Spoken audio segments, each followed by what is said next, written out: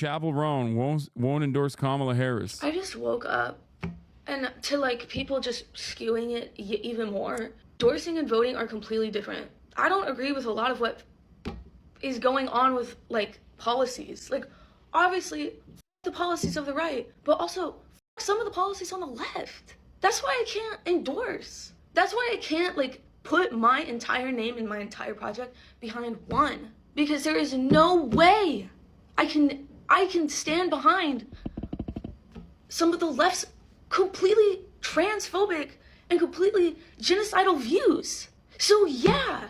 She's saying like the Democratic Party. There are huge problems on both. You know what is right and wrong, and so do I.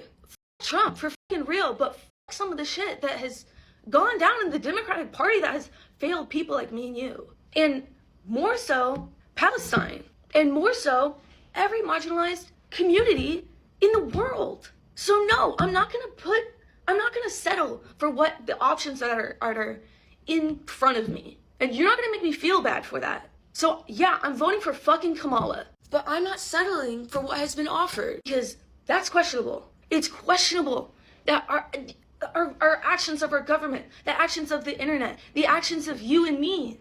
If this is what you are not understanding, you know what? Endorsing someone, if someone is publicly endorsing a political figure, that doesn't even mean that they're gonna fucking vote for them. You need to interview her, please. I tried.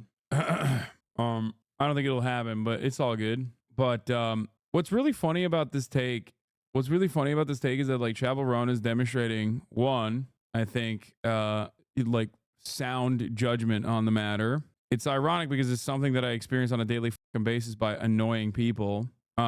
And I think that a lot of the criticism is just like liberals who are Zionists themselves, who try to couch their criticism towards her with like lesser evil voting and like aesthetic posturing. But the real reasons why they're upset is because, you know, they can't say that they hate that she is pro-Palestine. That's, I think, what it is for a lot. I'm sure there's like plenty of liberals who are automatically like blue no matter who people. Like there are plenty of people who are blue no matter who people who maybe even are pro-Palestinian to a degree, right? But they're still team players, and they've been conditioned into churning out this like, why the f won't you say you're gonna vote for Kamala Harris and like swing loudly and proudly for her, you fucking piece of shit, okay? But beyond that, a big part of it is definitely from a lot of I agree with this.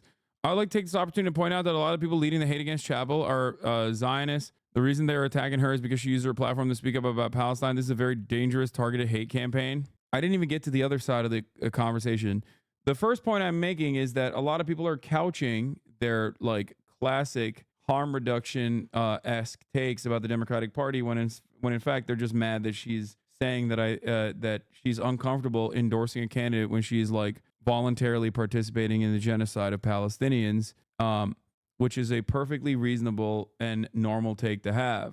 Okay. The second sentiment that I would like to express here is that she is basically repeating something that like the overwhelming majority of under 30-year-olds feel. Sure, they might not be fucking Twitter chirpers with like a decent amount of followers on Twitter invested in the outcome of the Democratic Party because they fancy themselves to be Democratic Party mouthpieces or operatives. But if you've ever fucking interacted with someone under the age of 30, you know that this is precisely how they also feel. And this is not the first election, nor it will be the last election where the under 30 demographic feels this way about the party, when the party does not even communicate or choose to communicate anything that is like functionally helpful for the under 30 demographic of voters. It's not like the Democratic Party has presented a solution to the problems that they perceive, the problems that they're experiencing. This attitude is actually quite commonplace. So I don't even know how. I don't really fully understand how people are fucking yelling at her over this at all. Because as I said in my other video, actions speak louder than words. And I'm not gonna let this narrative of like me not playing both sides. No. This is not me playing both sides. This is me questioning both sides because this is what we have in front of us. So if you look at my statement and you're still like, she's just playing both sides, like she doesn't wanna, no, you're not getting it. I don't know. Isn't like 80% of the Democrat position good for young people to be fair? No. What the are you talking about? Just stop asking this question and start telling me what you think is like good for young people. Okay. I'm critiquing both sides because they're both so up.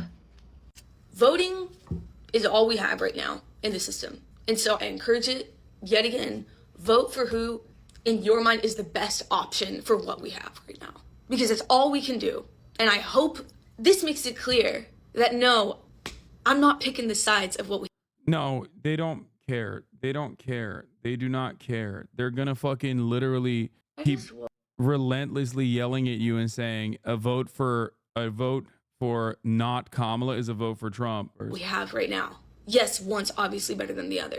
But Jesus fucking Christ, I hope you don't settle for what we have and put your name behind someone that you don't fully trust because of.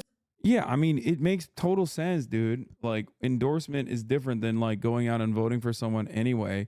But beyond that, like, if you want someone's vote or their endorsement, you have to fucking earn it. This is the basis of democracy. Okay. That is what the democratic process is supposed to be about. How ridiculous that the Democratic Party has completely lost this attitude. Like, they've just like, and I'm not even talking about the party, actually. I'm talking about the fucking voters, like the ride or diers for the Dems. They act like that is a utterly incomprehensible position.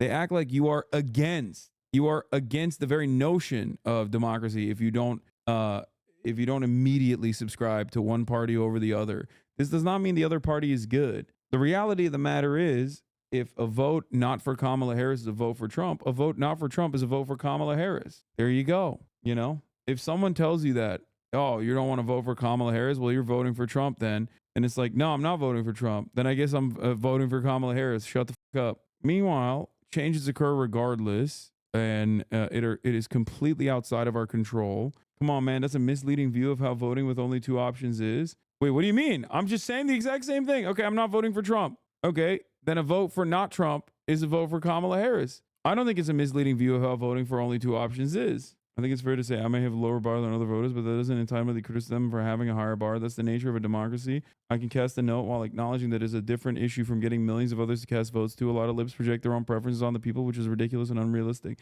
Yeah, it's also not how this process works, demonstrably, which is precisely the reason why Hillary Clinton lost. Your reading is getting really good. Thank you. Their blatant actions.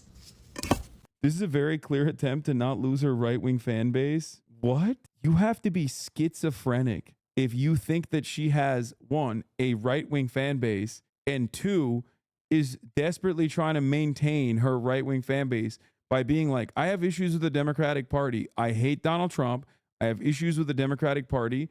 It is akin to saying, I am trying to desperately, because what she said is not all that different from what I say. Obviously, I have more information backing the things that I'm saying, but like beyond that, but why not say Kamala? She says she has a preference, obviously, because she explained it well. I don't think she wants to endorse Kamala Harris and considers it to be fucked up. Dude, you ascribed a cynical reason as to why she came out and said this. And it's kind of funny that you did that. It's kind of funny that you did that because she says she doesn't want to endorse Kamala Harris.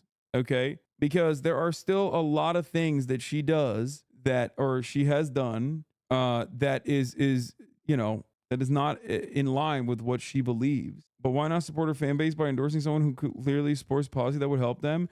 Because she's not. Because she isn't. She isn't supporting policy that would help them. What are you saying? You're just imagining. If some of the policies you want are, hey, I'm anti-genocide, and Kamala Harris is like, well, I'm pro-genocide, sorry, then that's directly at odds with what you're talking about. You're just wishing that maybe there are some policies out there. She made another TikTok where she says she's fucking voting for Kamala. Yeah, the libs bullied her into assuming the position. The libs bullied her into submission. Next up, they will yell at her for not being enthusiastic enough. Anyway, it doesn't work. It doesn't work in this way.